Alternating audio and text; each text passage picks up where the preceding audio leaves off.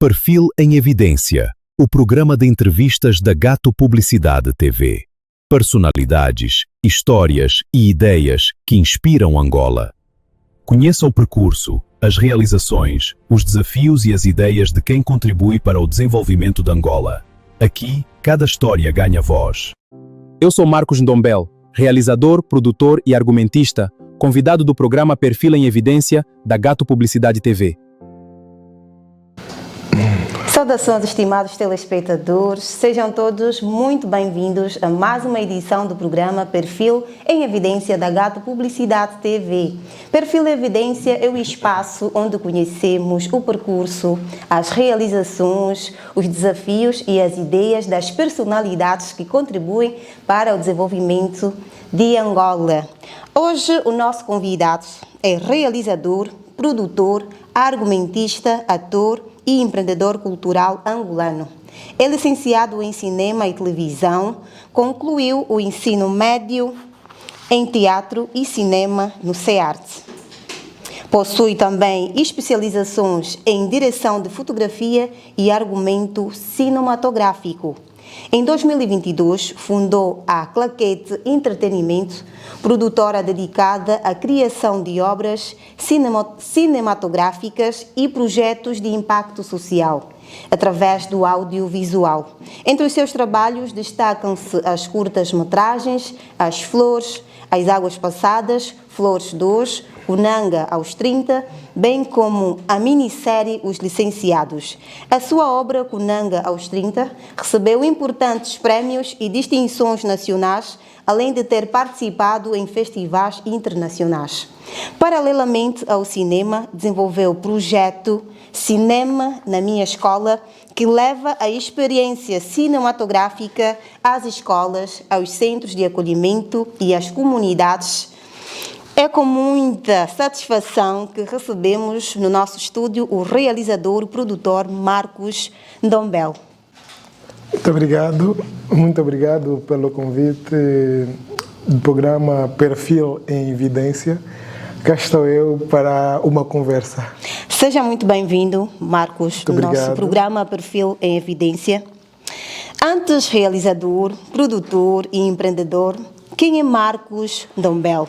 E que valores da sua família ou da sua comunidade continuam presentes no homem e no artista que é hoje?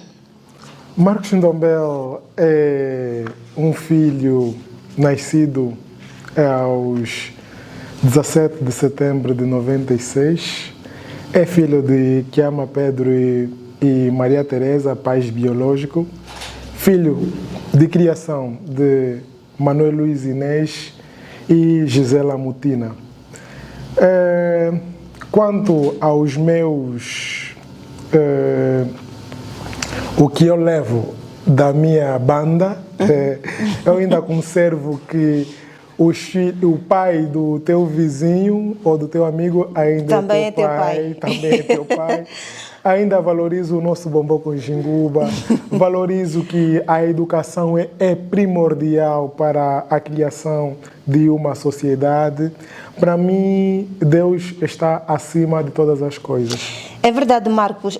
Como nasceu a sua relação com o teatro e o cinema e quais foram as primeiras referências artísticas que despertaram em si a vontade de criar?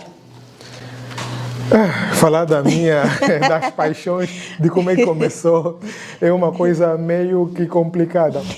Porque eu, antes de fazer cinema, não sabia o que é que eu queria ser. Tanto é que os meus pais, tios, tias, sempre que iam lá à casa, eu via com os meus primos e questionavam-nos, colocavam-nos em fileiras e questionavam-nos o que é que nós queríamos ser no futuro. E eu me colocava no final, porque não sabia o que eu queria ser no futuro. No entanto, eu esperava a deixa de um irmão, de um primo, o que ele dizer, se ele dizer que quer ser doutor, eu também vou dizer que quero ser doutor. Eu até me dizia que você é o que mais troca de profissão. Na verdade, eu não sabia como caracterizar, porque não sabia os termos técnicos, não sabia o que é um realizador, não sabia o que é um ator, não sabia de nada. No entanto, eu pegava nas ideias dos outros e implementava na minha. Eu dizia, não, quero ser um doutor, quero ser um engenheiro. Eu dizia, tem engenheiro de água. Quero ser um engenheiro de petróleo. Mas ao passar do tempo, fui crescendo e eu percebi que tenho dentro de mim uma veia artística. Dentro do meu sangue corre a paixão pelo audiovisual, cinema e audiovisual. Eu sou um bom contador de histórias. Eu, desde pequeno, sempre gostei de brincar com bonecos de lodo.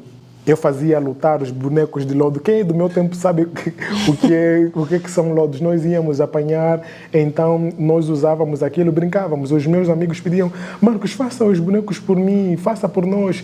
Pegávamos carros de lata e eu sempre queria passar na frente e eu narrava. Enquanto nós narrávamos, o carro passou, passou. Então era uma paixão que estava incubada. Exatamente. E também por não nascer numa família que tem uma veia artística. Porque eu acredito que sou o único na minha família que tem uma veia artística, porque ainda não vi nenhum. Eu só vi a minha mãe já é falecida, no entanto eu vi algumas fotos da minha mãe dos anos 60, uma foto muito bonita, e me disseram que ela era modelo no Wish. Acho que nasceu de lá, então começou assim, e assistia muito o Carrossel. O Carrossel era o programa que eu mais gostava. E eu via, no princípio, na abertura, sempre havia meninos que dançavam junto com a Sônia, às vezes com a vovó Chiminha, e eu dizia, eu quero ser como um desses meninos que estão a dançar ali, eu quero estar dentro. E eu até lacrimejava quando via aquilo. E quando assistia uma novela, era Malhação. Era tipo o Pedro e a Júlia. Eles a correr de moto, Celina e o nosso João Jorge. Exatamente. Eu assistia muito. Eu dizia, uau, também quero ser ator, quero estar lá, eu quero viver aquilo. Sem saber que dentro de mim existia um realizador. Exatamente. É aí onde nasce a paixão. Okay. E foi só desenvolvendo. Exatamente. Marcos, qual foi o momento em que deixou de ver o cinema apenas como uma paixão e passou a encará-lo como uma profissão, missão e projeto de vida? Primeiro, quando eu comecei a fazer a minha formação, quando realmente entrei a uma escola de arte, eu percebi que o cinema não é simplesmente um arrepio, um frio na barriga. Exatamente. Não é simplesmente uma passagem de tempo, mas sim uma profissão, e uma profissão que se deve levar a sério. Eu percebi isso, contar um pouquinho de como é que começou. Eu estudava no ITEL, estava a fazer o 3º ano, mas eu nunca fui um bom menino, um dos melhores alunos no ITEL. Estava a lecionar que curso? Que curso estava a fazer? Eu estava a fazer informática e telecomunicações. Reprovava feio. E lá funciona assim. No ITEL funciona. Tu reprovas um ano, ficas um ano em casa. O próximo ano vais fazer o exame especial. Se passares, voltas a estudar. É castigo. Era o castigo. Sim. E em 2017 eu vi na televisão o nosso presidente aí fazer uma visita ou reinaugurar o CEART, ou inaugurar uma coisa parecida. E eu vi que era uma escola de arte e o Ernesto Bartolomeu, ele destacava os cursos, dizia curso de teatro, cinema, música, dança. Eu vi. Despertou a sua curiosidade. Sim, eu disse, em Angola tem uma escola de arte. Então eu deixei tudo, deixei o ITEL e eu fui até a minha casa, disse aos meus pais. Na altura estava em que ano? 3º ano. Eu disse que não quero mais. Arriscaste muito. Arrisquei muito. Mas valeu por uma a pena. boa causa, com certeza, sim. Valeu a pena, porque eu não me via, depois de finalizar o ITEL, o que eu seria. Só estudava mesmo porque a informática estava na moda. Exatamente. Então, eu não me via naquilo. E aquilo foi como se fosse o telejornal, aquela informação caiu como se fosse, estás a ver a luz no fundo do túnel? Do túnel.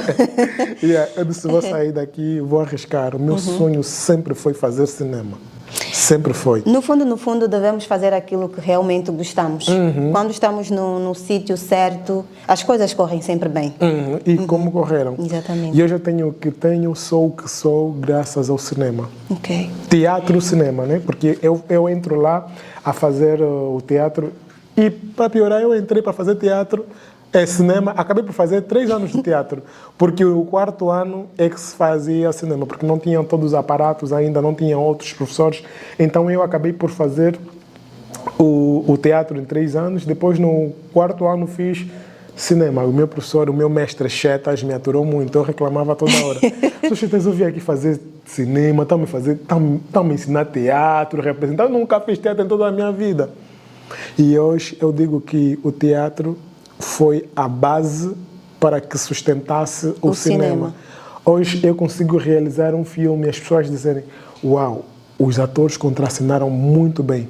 Não é porque eu sou o melhor realizador, é porque eu tive as bases de representação. Exatamente. Antes de eu fazer o cinema, ser um técnico de cinema, né, um realizador, eu fui um ator. Fui um discípulo, sentei, aprendi. Aprendeste. O ABC da interpretação. Exatamente. Tanto a interpretação para cinema, tanto a interpretação para teatro, tanto a interpretação para TV, eu domino. E essas 3 ferramentas são ferramentas que muito complicam as pessoas. As pessoas dizem: eu sou um ator de teatro, eu sou um ator de novela, eu sou um ator de cinema. Mas qual é a diferença então? É que eu quero saber agora. Ok. E eu aprendi essas 3 bases. O que acontece? O ator é ator em todos os momentos. Mas o que é que muda? O que muda é a linguagem. Um ator de teatro, ele tem um cenário aberto, tem um público e ele lida com o público diretamente. A voz deve ser projetada dentro de um auditório ou de um teatro enquanto as pessoas o assistem. Não tem corta, não tem repete. É ele naquele momento. Okay. É ele com o público. Exatamente. O que ele ensaiou, noutra hora, ele vai apresentar naquele mesmo instante e o público a verem. Se ele errou, não tem volta. Meu Deus. Não tem volta. Estamos a assistir aqui. Eu estou fazendo uma peça que, se eu errar, não tem corta. Mas não tem como improvisar naquele momento? Não, existem atores que improvisam. Tem que improvisar um pouquinho para não estar assim tudo por água abaixo. Sim, por isso é que o ator, eu disse que é a linguagem simplesmente que muda. E vemos um ator de cinema, ok, interpretação para o cinema. Eu prefiro usar esse termo técnico, não um ator de cinema. Interpretação para o cinema. A interpretação para o cinema, nós conseguimos ver o quê? Que o ator contracena diretamente para uma câmera. Fala diretamente para uma câmera. E ele ainda tem uma possibilidade de, se errar, o realizador dizer: corta. Cometeste um erro, falaste mal. Exatamente. Essa cena não tinha que ser assim. Mas já no teatro não tem essa possibilidade. É uma linguagem diferente. É ele e o público. Já para cinema é ele, a câmera. Depois será editado e será levado para o público. O público é um consumidor passivo e não ativo. Exatamente. Já no teatro é um público ativo, porque ele participa e pode influenciar também no desenvolvimento da própria cena.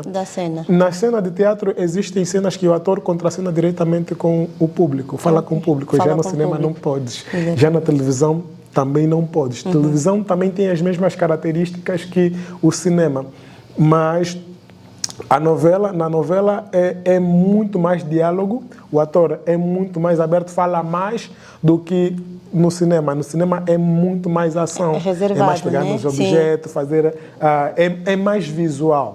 No entanto, nós conseguimos ver essa diferença, mas não existe ator para cinema, não existe ator para novela, não existe ator para teatro. Ator é ator em todos os momentos, é simplesmente a linguagem que muda.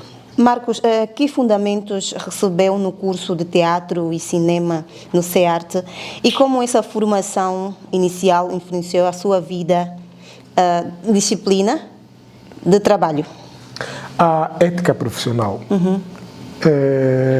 Nós temos uma cadeira que é deontologia e ética artística, do artista ou artística. E hoje eu sou um artista disciplinado face a essa cadeira. E o que lecionava, também a atuação, o que lecionava essa cadeira era o nosso mestre, grande mestre, professor Chetas.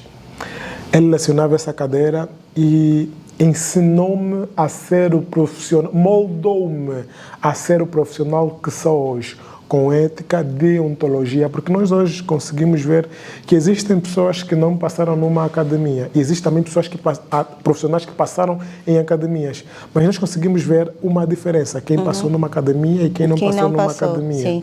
Não é que os que não passaram numa academia não fazem bem ou não têm ética, sim. Mas uma cadeira de ética impulsiona e influencia muito no desenvolver de um artista, de um profissional. Marcos, sendo realizador, produtor, argumentista e ator, de que maneira essas diferentes funções dialogam entre si quando constrói uma obra? Para mim, acaba por ser muito satisfatório quando eu desempenho essas três funções. Por quê? Porque eu sou argumentista, que podemos traduzir, no cinema usa-se muito roteirista. Sou roteirista, realizador, produtor e ator de profissão. Exatamente. No entanto, eu levo dentro de mim essas três bases, ou essas três funções. Para nós termos um filme ou um projeto audiovisual, precisamos de um roteirista. É aquele que escreve. Vai escrever, ou o argumentista vai escrever, vai argumentar. Depois vai passar para um produtor. Produtor, nós temos duas facetas. Temos o produtor executivo e temos o diretor de produção. Diretor de produção é o responsável pela organização da equipe. E produtor executivo é o profissional responsável pela captação de financiamento. E já o realizador, ou diretor, realizador, termo brasileiro, realizador, termo de português de Portugal, e diretor português do Brasil.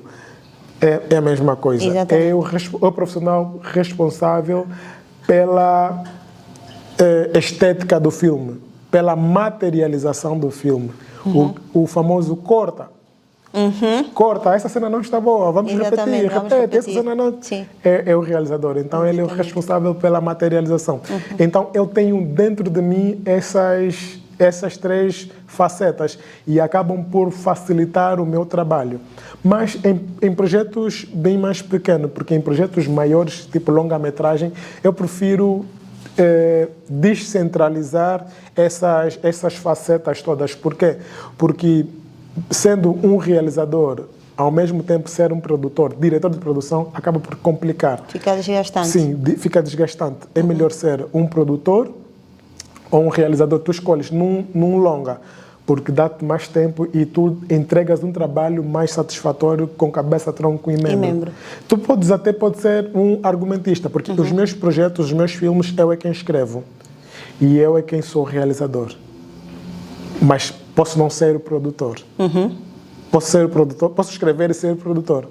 Posso não ser o realizador. Exatamente. É basicamente isso. Ninguém caminha só. Não caminha só. Para fazer cinema existe uma equipe grande. Isso nós vemos aqui no estúdio. É o diretor de fotografia, o que montou a iluminação, o nosso realizador ali, o nosso técnico de som, o fotógrafo. É muita gente a trabalhar para que o projeto dê. Esse estúdio todo aqui, existem profissionais que estão a trabalhar para que tudo funcione conforme planejado. Exatamente. Marcos, o que levou a fundar a Claquete Entretenimento em 2022? Eu fundei a Claquete Entretenimento em 2022 face a uma necessidade que eu queria suprir. Eu, ao sair do CEARTE, eu percebi que os estudantes que saíam do CEARTE não produziam filmes. CEARTE é um instituto politécnico médio de arte. No entanto, existia alguns alunos finalistas que não produziam. Nesse caso, os seus colegas? Os meus colegas. Da mesma turma? Da mesma como não. Os que saíam os primeiros, porque eu sou da Sim. segunda leva. Exatamente. No entanto, eu percebi que não tinham uma produtora que pelo menos unisse essas cabeças todas, porque saíram muitos bons profissionais do CERT. Então havia necessidade de pegar esses profissionais, nos unirmos e produzirmos pelo menos um filme. Exatamente. Então criei a Claquete Entertainment com o objetivo de unir todos os colegas e levarmos o audiovisual além fronteiras. Atualmente, a Claquete Entretenimento está constituída por quantos elementos? São muitos. São muitos, né? Sim. Principalmente quando temos projetos. Porque alguns trabalham em low budget, porque os filmes que nós produzimos mesmo é low budget. Low budget é sem financiamento, né? Sem muito dinheiro, se assim podemos dizer. No entanto, alguns estão conosco produzindo projetos low budget, alguns vêm mesmo quando é um projeto com budget. Exatamente. Então, não consigo caracterizar quantos somos quando estamos a produzir. Exatamente. É muito, somos muito. Marcos, a Claquete procura desenvolver obras e projetos de impacto social. Como escolhe os temas e equilibra a responsabilidade social, liberdade artística e visibilidade de produção? Basicamente, o meu gênero favorito é drama social. Drama social é o gênero cinematográfico que retrata basicamente as sociedades, as realidades das sociedades. E eu entendo que nós, aqui em Angola, temos muitas histórias por serem contadas. Exatamente. Que não são contadas. No entanto, é o meu gênero favorito porque traz a realidade angolana. E preocupo-me muito com a juventude. Tanto é que o meu público-alvo é mais infanto-juvenil. Eu produzo mesmo para jovens histórias nossas, reais. Tanto tu consegues ver a partir do título Kunanga aos 30, que é o meu mais recente filme. Temos o Águas Passadas. São filmes que caracterizam e contam histórias reais, mitos da nossa sociedade. Então, a ideia é mesmo levar as nossas histórias além fronteiras. Como nasceu Kunanga aos 30, que realidade humana social deseja colocar no centro da narrativa e por que considerou aquele momento certo para contar essa história? Eu também estou curiosa. Todo mundo fica curioso em saber Kunanga aos 30. Eu acho que é por causa do título. É mesmo o título? O título chama muita atenção, porque nós acabamos por ser Kunanga, né? E quando tu perdes o emprego, por exemplo, se perderes o emprego aqui, okay, não vais perder, claro, não vais perder. Estou a dar um exemplo. Exatamente. Se perdes o emprego aqui na Gato, Tá mal. Então acabas por ser uma Kunanga. Então as pessoas riem-se. Sim. As pessoas riem-se. Mas uma coisa que nós devíamos refletir.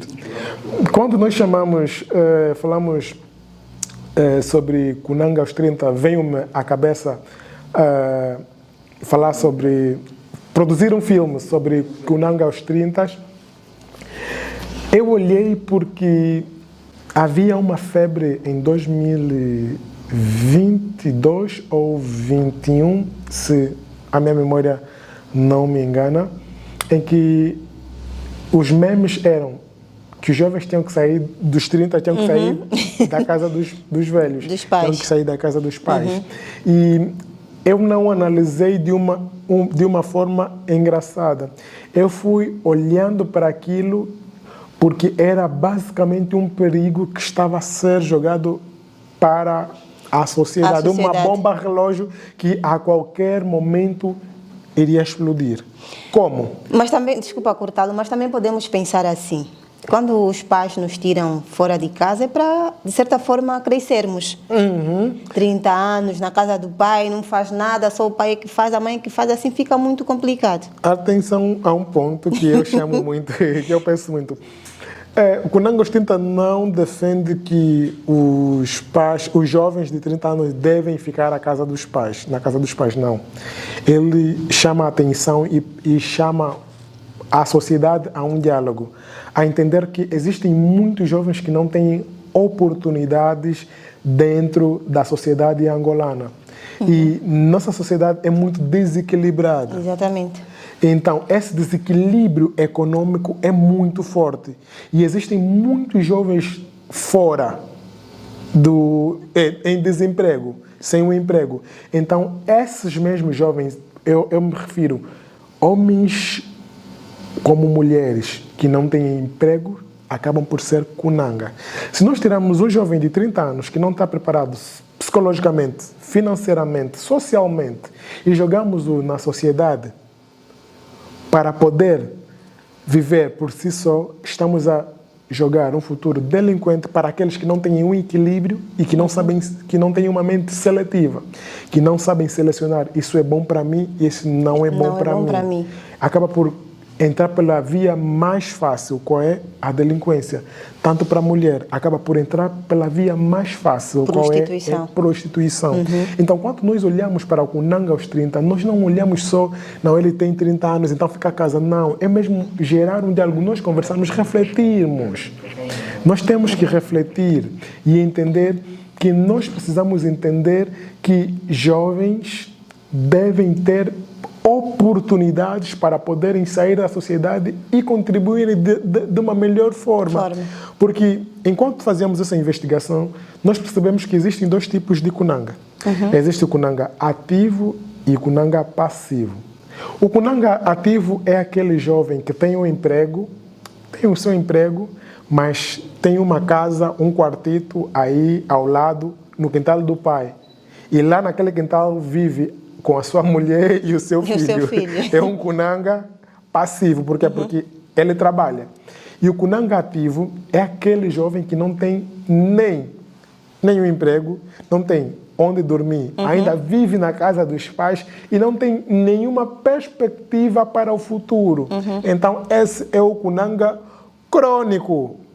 Esse é o cunanga que se nós pegarmos e jogarmos para a sociedade, assim, fora de casa, acaba sendo um perigo. E tanto é que o filme Cunanga mostra essas facetas. Só para não dar spoiler, porque ainda o filme ainda está em exibição. Marcos, quando observa trabalhos como Flores, Águas Passadas, Flores 2 e Os Licenciados, que evolução reconhece na sua escrita, na sua realização e na forma de olhar para a sociedade? Quando olho, eu vejo que realmente estou a evoluir. Ainda não cheguei lá, mas quero chegar. E eu vejo que ainda há muita água por passar debaixo da ponte. No entanto, mas também é satisfatório e eu vejo que desde que lançamos as Flores, que era um projeto que simplesmente estava num papel, e hoje nós produzimos o Cunanga aos 30, que é um projeto que já é possível fazer com grandes aparatos, com coproduções de outras produtoras, que é um filme que já é possível assistir, já consta numa grelha como da TAG, dos voos internacionais. Eu vejo que realmente evoluímos. Não digo Marcos por si só, eu digo a equipe que está por trás disso tudo. Exatamente. Marcos, aqui escolhas de argumento, direção de atores e fotografia foram determinantes para a identidade, a curta-metragem Cunanga aos 30. Olha, eu gosto muito dessa questão porque é uma questão muito técnica e eu gosto muito de falar de aspectos técnicos. Muito obrigado por me fazer essa questão. Porque muitos não fazem esse tipo de questão. Porque eu acredito que o público que assiste esse programa, o Perfil em Evidência, sim. Acredito que vai ter jovens que gostam de cinema. Então vão querer assistir isso e entender basicamente como é que é. Só para realçar aqui, que nesse filme tive como referência o filme Cidade de Deus. Cidade de Deus é o famoso filme Zé Pequeno. Zé Pequeno. Muitos aqui em Angola conhecem como Zé Pequeno. Sim. Como referência visual, nós tivemos o Zé Pequeno, também referência fotográfica. O Zé Pequeno, que é a Cidade de Deus. Realçar o fotógrafo do filme Cunanga aos 30 foi o Vitor Marques, no qual eu mando um abraço. Ele foi o diretor de fotografia e ele viu a visão que nós tivemos também, porque o supervisor desse projeto foi o Marco Sater, um amigo meu brasileiro, que ele é o dono da produtora Fuzil Cine Digital, que muito nós temos trabalhado. Muito obrigado. E a sua produtora Mônica. Trabalhamos junto nesse projeto. Sentamos e procuramos uma linguagem que fosse adequada, de que nós precisamos de ter turistas que venham aqui em Angola. Marcos, Kunanga, aos 30, conquistou prémios de melhor filme, de melhor realização, melhor argumento, melhor fotografia e melhor atriz no Unitel Angola MOV 2025. Além de outras distinções, o que esse reconhecimento representou para si, para a equipa e para a confiança no cinema angolano? Só de realçar que no Kunanga, o Kunanga aos 30 tem mais de 20 prémios. Uau. E um dos maiores prémios. E agora os meus parabéns. Obrigado. Então, neste caso, um dos maiores prémios mesmo foi o Angola Move. No entanto, esses todos os prémios, respondendo já à questão, esses todos os prémios acabam por ser um dos grandes motivadores e impulsionadores para que nós possamos trabalhar e percebemos também de que realmente estamos do bom caminho. Se não existissem os prémios, nós não trabalhamos para os prémios, aqui para realçar lá a casa.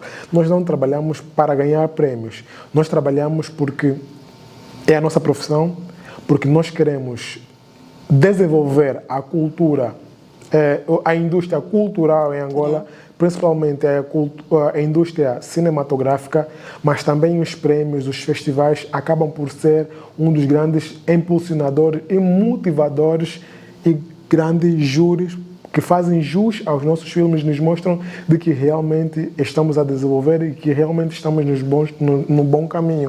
Então é mesmo um bem-aja e acaba mesmo por motivar a equipe toda. Tanto é que nós já queremos produzir o próximo filme. E já estamos a produzir, né? Estamos à espera do resultado. Do próximo filme. Teremos Exatamente. o próximo filme. Marcos, na sua ótica, o que falta para o cinema angolano garantir maior regularidade de produção, circulação nacional, presença internacional? Na minha opinião, eu acredito que é a opinião de todos os realizadores, falta realmente uma mão visível do Estado. Por que eu digo isso? Falta a mão visível do Estado porque nenhum setor desenvolve sem a mão do Estado. E se nós dissemos que Estado é que tem que fazer tudo, também estaremos a nos mentir. E também se nós dissermos que o Estado não fez nada, estaremos a nos mentir. Porque eu posso aqui afirmar que eu estudei durante 4 anos sem pagar nada, fiz o curso de teatro e cinema numa escola de Estado. O Estado me formou. Exatamente. Então, ela tem também a sua mão nisso. Eu também sou um produto do Estado. Mas no quesito produção, internacionalização e coproduções de filmes, há necessidade sim da mão visível do Estado. Por quê? Porque qualquer produtor de fora, qualquer produtora de fora, eu me refiro tanto a Hollywood como a Netflix, para entrar no território angolano, ele vai querer entender se existe uma legislação, se o Estado nos conhece, se estamos realmente dentro da visão do Estado. E nós estamos. Tanto é que nós temos a lei do cinema e audiovisual, que é 7/12, e no seu artigo 3º, na linha A, diz que o Estado tem a obrigação de impulsionar a produção, exibição e distribuição do cinema. E tanto é, se nós observamos que esse é o triângulo para que exista o desenvolvimento de uma indústria cinematográfica. Para que exista o desenvolvimento de uma indústria cinematográfica, ele obedece esses 3 requisitos, cujo o Estado reconhece e diz que ele é o impulsionador e que deve impulsionar, deve colocar a sua mão. Tanto é, se nós observarmos, a produção é um dos triângulos. Faz parte, é o número 1 dos triângulos. É necessário produzir filmes para que se tenha o quê? A distribuição. Distribuição é o segundo setor. Eu produzir o filme, a outra produtora vai pegar para distribuir. Depois de distribuir, vai fazer o quê? Exibição. Essa exibição é o produto final, vai chegar na mão dos telespectadores. Essa exibição é feita pelos quem? É feita pelos cinemas. Marcos, como nasceu o projeto Cinema na Minha Escola e que realidade encontrou nas escolas, centros de acolhimento e comunidades onde a iniciativa chegou? Ok, Cinema na Escola, ele nasce numa perspectiva e uma missão bem clara, que é formar o novo público do cinema em Angola. Nós observamos que o cinema, as salas de cinema, né, têm apresentado baixa aderência. Exatamente. Eu não tenho nenhuma sala de cinema, mas eu sou um produtor, sou um realizador. Claro, o meu filme estará numa sala de cinema e já esteve. No entanto, eu noto que há muita baixa aderência nas salas de cinema. E eu percebi que falta a cultura cinematográfica. As pessoas não têm cultura de ir às salas de cinema. As pessoas não têm a cultura de ir assistir um concerto musical, não têm a cultura de ir a ver uma atividade de artes plásticas, ir numa atividade em que ver um quadro. Não tem essa cultura. Então, de onde é que nasce essa cultura? Essa cultura nasce a partir das escolas. Exatamente. É na escola onde nasce os futuros engenheiros, os futuros doutores, os futuros cineastas. É a partir da base. Então, por que não atacar a base? É aí onde nasce o cinema na escola, com uma missão clara. Começar a formar a partir das escolas. E nosso projeto não se limita simplesmente às escolas. Ela também vai além fronteira. Ela sai das quatro paredes. Ela vai também às comunidades que não têm acesso ao cinema, as zonas recônditas que não têm acesso aos cinemas, que não têm acesso à tecnologia, que não têm acesso à energia elétrica. Então, nós levamos também o cinema como uma forma de olhar, de dar uma oportunidade para aqueles que não têm a oportunidade, que nunca viveram a emoção de um cinema. E nós também vamos para os lares de acolhimento, porque normalmente os lares de acolhimento, eles estão confinados. Muitos só lembram desses lares no Natal, no dia 1 de junho, mas nós não. Nós entendemos que há necessidade também de levar o cinema a atividades culturais dentro desses centros para poder moldar, e lá dentro desses centros também existem os futuros médicos, existem os futuros cineastas. Então, por que deixá-los à parte? Então, esse projeto é muito além das quatro paredes das escolas, vai para outras zonas também. Onde gostaria de ver a Claquete Entretenimento e o seu próprio cinema nos próximos 5 anos? Eu sou ambicioso. Se eu dizer daqui a 5 anos que ele está em Hollywood, parece ser mentira, mas é verdade. Dentro de 5 anos, eu me vejo, eu quero, e eu luto para isso. Quero estar em Hollywood, pelo menos produzir um filme em Hollywood. Eu acredito que as portas já estão abertas. Vai chegar lá.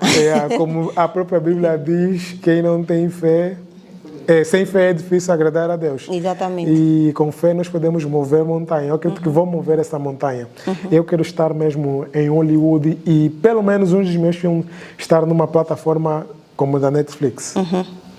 Que contribuição deseja deixar para o desenvolvimento cultural de Angola e como gostaria que as futuras gerações recordassem o nome Marcos Ndombele? É um pensamento muito ambicioso, porque eu olho para futuras gerações, porque eu sempre digo a mim mesmo e digo aos meus parceiros, a todos que trabalham comigo, de que eu quero ser uma referência. Não quero ser lembrado como o melhor realizador, alguém que lutou para ser melhor realizador, o realizador. Não, eu quero ser lembrado como uma referência, cujos estudantes de cinema entram para uma biblioteca, entram para uma mediateca, eles conseguem ver o trabalho de Marcos Ndombele. E esse trabalho sirva para o desenvolvimento científico, econômico, social e psicológico da nossa juventude. Eu gosto, os meus trabalhos, se observares, eu disse a princípio que eu gosto de trabalhar muito com dramas sociais, porque eu olho para o jovem como o futuro do agora. Os jovens são agora, não são, o futuro da manhã são as crianças. Os jovens mesmo são o futuro da agora, que constroem a força motriz da sociedade angolana, são os jovens. Então eu trabalho maioritariamente para esses jovens e na necessidade de ser uma referência para poder impulsionar esses jovens a acreditarem nos seus sonhos. Então eu quero ser tido como uma referência. Tanto é que eu estou a escrever o meu livro Como Produzir o Teu Primeiro Filme, porque eu percebi que muitos jovens, tanto eu também já no princípio da minha carreira, tive esse problema, queria procurar a melhor câmera, queria ter os melhores parceiros, queria ter a melhor equipa, os melhores aparatos para poder fazer o meu primeiro filme. Mas depois eu entendi que há necessidade de começar onde eu estou, Sim. com o que eu tenho, com os que eu tenho. É verdade. Então eu olhei para aquilo, eu decidi fazer. Foi as flores, eu fiz. E dessas flores nasceram mais projetos. Então eu olho para isso, esse meu livro que estou a escrever, Como Produzir o Teu Primeiro Filme, olho para essa característica. Então eu quero que com esse livro alcançar jovens, mostrar para os jovens, não precisas ter o melhor livro ainda, a melhor câmera ainda, Sim. Não precisa ter a melhor iluminação ou a melhor lentes, não precisa ter os melhores milhões para tu fazeres. Começa com o que tens. Dentro desse livro eu mostro os meus passos e também tenho a colaboração de outros realizadores, como o de Moete Paciência, que é um dos de umas referências, também o Oshifu, que é uma das referências, George Cohen, que é um produtor, o Denis Miala.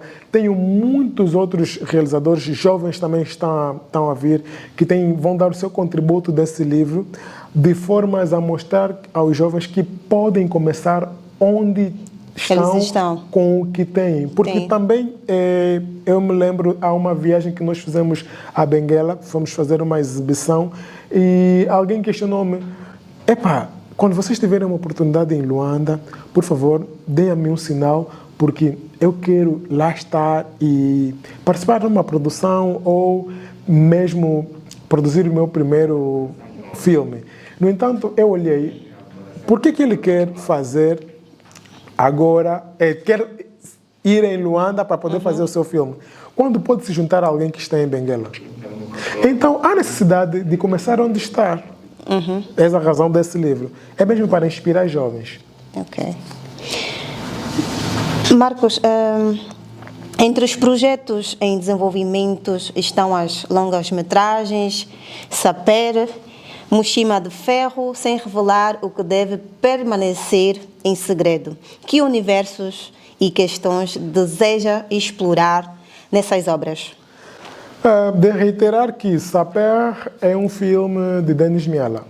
Ele é o realizador, ele foi o roteirista. Eu fui convidado para ser o diretor de produção. Lembras, a princípio, quando eu disse que são várias facetas? Exatamente. Eu sou o diretor de produção. Quanto a aspectos artísticos desse filme, a melhor pessoa para falar mesmo seria o Denis Miala, que é o realizador do projeto Saper, que é um dos filmes que já foi finalizado, vai ser exibido, acredito, vai estrear acho que vai ser estreado em dezembro. E vão receber o convite, o Perfil Evidência, claro, a equipe vai ser convidada para poder fazer a cobertura, porque vocês fazem um trabalho muito magnífico, muito obrigada. Maravilhoso. E acredito que vai ter alguns perfis que vocês vão poder destacar. Então, vai ser, é um filme dele, que ele mesmo pode falar sobre isso, mas quanto ao Mochima de Ferro, Mochima de Ferro fala sobre a problemática que nós temos. Os jovens que vão presos, depois de cumprir a sua pena e são jogados para a sociedade sem nenhuma assistência. E a sociedade que devia acolhê-los os rejeita, olha-os como marginais e não aceitam com que eles tenham uma segunda chance. E a mão invisível novamente do Estado nesses jovens, de acompanhar os jovens que agora, noutrora estavam encarcerados, agora são jovens livres e que fizeram alguma formação na cadeia, têm que ter um emprego ou têm que ter uma vida digna. Mas o Estado deixa-o no alheio. Então, esse filme novamente vem dialogar, tal como com Nanga aos 30, vem dialogar novamente com a sociedade de forma a nós olharmos de aonde nós estamos a sair, onde nós estamos e onde nós queremos chegar. Ok. Marcos, o que significa para si valorizar narrativas africanas sem reduzir a África a estereotipos, nem criar histórias apenas para corresponder às expectativas do mercado internacional? Gosto muito dessa questão. Sabe por quê? Porque muitos colegas realizadores, eles tentam plagiar histórias, né, argumentistas. Já vi alguns filmes nossos, não é que seja mal. Eu digo, não falo isso por mal.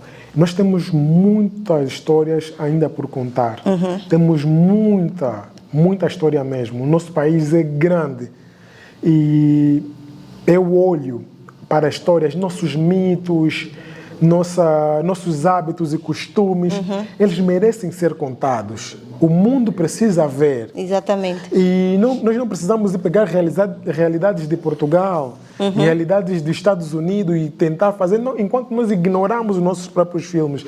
Tanto é que muita gente, a ideia é tirar da mente das pessoas, dos jovens e de telespectadores, que quando assistem a um filme angolano, eles entendem, não, esse é um filme podre, é um filme que só vai falar de feitiço, essa característica mesmo essa que ideia. eles colocam os filmes angolanos. A ideia é tirar isso, é fazê-los olhar para o belo. O belo não é aquilo que é pegado e colocado uma maquilhagem. O belo é aquele que mesmo colocando maquilhagem e tirando a maquilhagem continua a ser bonito. Belo, exatamente. Belo. Então, as nossas histórias, tudo em nós é belo. Então, eu luto muito pelas narrativas africanas, principalmente angolanas, porque há necessidade de nós resgatarmos os nossos hábitos e costumes que estão a ser perdidos. Tanto é que nós temos também o nosso filme que já está a ser escrito. Melhor não revelar. Esse programa tem muita audiência, vamos desculpar, não vou revelar ainda. Mas é Homem Dinheiro. Ele fala sobre os mitos de apanhar dinheiro no chão. Esse filme vai sair no próximo ano. Marcos, os seus filmes foram apresentados em festivais de Portugal, Suíça e Moçambique. Como públicos de contextos diferentes receberam histórias profundamente ligadas à realidade angolana? Olha, eu àquela hora disse como é que receberam em Portugal, né? Existia um casal, né? Faltou esclarecer o povo moçambicano, como é que recebeu. Em Moçambique, nos exibimos por 3 ou 4 vezes, porque o povo moçambicano é um povo muito acolhedor e eles identificam-se muito com o povo angolano. Claro, as nossas culturas são basicamente semelhantes, né? E temos algumas características que assemelham-se. E o filme Kunanga aos 30, quando foi exibido no Festival do Kugoma e foi exibido também em alguns eventos ao ar livre. No entanto, eles exibiram 3 vezes. Eles diziam sempre, uau, nós estamos a ver a Angola nesse filme. Tanto em Portugal, também teve em São Tomé uma senhora que viveu também muito tempo aqui. Ela também me disse, olha, eu ao assistir ao filme, eu vi como vocês falam. Eu vi Angola nesse filme. A maioria dos elogios, para além dos aspectos técnicos, é mesmo o aspecto da narrativa, o enredo, o argumento do próprio filme faz com que as pessoas olhem para o filme e digam, não, estamos a ver a Angola nesse filme, estamos a ver a África nesse filme. Claro, para a Europa eles dizem que estão a ver a África num filme. Para os países vizinhos dizem que estão a ver a Angola nesse filme. E esse é o objetivo, que quando nós estamos a produzir os nossos filmes, que nossos filmes passam a ser cartão postal do nosso próprio país. Quando alguém vê, estou a ver a África, estou a ver a Angola nesse filme, estou a ver o meu bairro, outros identificam, porque nós filmamos no bairro, ao lado do mausoléu, tem aquela montanha cujo... na Coreia, há lá onde tiraram aquelas casas, esqueço-me do nome, e fizemos naquele bairro, e as pessoas que frequentaram aquele bairro, algumas pessoas dizem, uau, estou a ver o meu bairro nisso. Os jovens desse bairro se comportam mesmo assim, falam mesmo assim, bebem mesmo assim, vão nas roulotes mesmo assim. Sim. E consegues ver que o que está fora tem saudade e quem nunca veio a Angola quer conhecer a Angola. Quer conhecer. E é o que nos dá. Quando nós assistimos um filme brasileiro, nós queremos o quê? Queremos ir no Brasil, queremos ir no Rio de Janeiro, queremos ir na favela, queremos ir em Hollywood, queremos ir em New York. Por que nós não vamos produzir filmes que nós também vamos deixar essa vontade das pessoas que estão fora de vir para Angola, vir conhecer Luanda, vir conhecer o Rangel, vir conhecer a Viana? Por que não? Então, as minhas narrativas olham muito nesse lado de nós sermos o cartão postal e desenvolver mesmo também a nossa economia. Exatamente. Porque se vem um turista para aqui, é mais dinheiro para o cofre do Estado. Sim. Se nós produzimos mais um filme, é um jovem a ser empregado, é uma atriz a ser empregada, um técnico de fotografia, é um realizador, é um produtor, é um doutor, porque o cinema é uma área, cinema e audiovisual é a área que mais emprega. É uma das áreas que emprega todos os setores ou todos os profissionais que nós temos. Marcos, o que é necessário para ampliar e tornar sustentável a democratização do acesso ao cinema em Angola? A criação de mais salas de cinema. Tanto é que o projeto de cinema nas escolas vem mesmo com esse objetivo. Vem com o objetivo de diversificar o acesso às salas de cinema. Assistir a um filme não devia ser um privilégio, devia ser uma oportunidade para todos, porque o cinema tem o seu triângulo, que é formar, informar e educar. Se nós vamos formar, vamos informar e educar, então há necessidade de nós darmos a acessibilidade fácil a essas pessoas, à sociedade angolana. Então, mais uma vez, eu puxo aqui a ideia do cinema na minha escola, que veio mesmo com esse objetivo de dar oportunidade a outras pessoas de terem acesso ao cinema. Marcos, entre os projetos em desenvolvimento estão as curtas, as longas metragens e a Mushima. Chamou-me a atenção o Saper, é Saper? É Saper, Saper. Filme do Denis Vinhada, Saper. sim, Saper. Então, eu gostaria que fizesses aqui uma menção sobre o Saper. O que é que são Saper? Sim. Olha, conforme eu disse noutra hora, o filme é do Denis, mas eu tenho também aqui algumas competências para falar do filme.